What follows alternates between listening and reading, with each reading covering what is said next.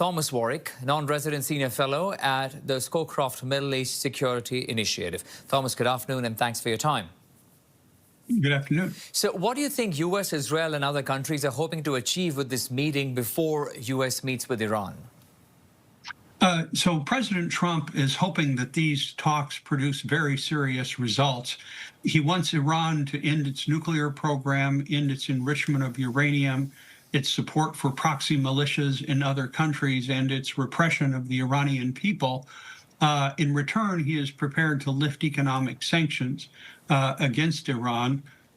It's clear that Iran wants to talk, but it's not at all clear that the positions of the two countries are close enough that there will be a deal. Virtually everyone you talk to in official Washington is skeptical that Iranian Supreme Leader Ayatollah Khamenei is prepared for the kind of changes that Iran would have to make to its foreign policy and its domestic policy in order to avoid another round of military strikes. Thomas, we know that President Trump has threatened and has thrown himself into the crisis in Iran, whether it's over protests, moving warplanes, aircraft carriers. What does this posturing before negotiations really tell you? President Trump is very serious about using military force as leverage. He believes that diplomacy has to be backed up by military power to be effective.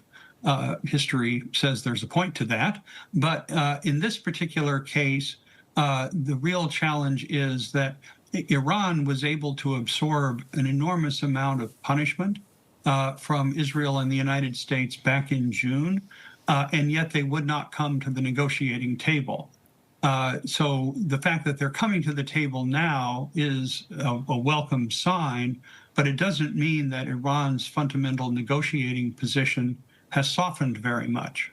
Thomas, there is, of course, the nuclear program that's up for discussion and a deal, but there is also worries about the Iran's ballistic missile program as well, which, of course, Israel would like to see scrapped completely. What is the possibility when we speak of these negotiations that might really happen?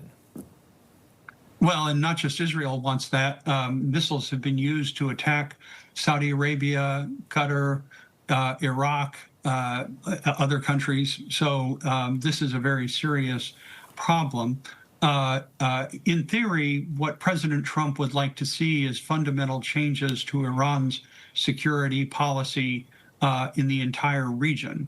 But Khamenei has built his entire rule on the idea of resistance to the United States, even if the Iranian people have to make enormous sacrifices for that.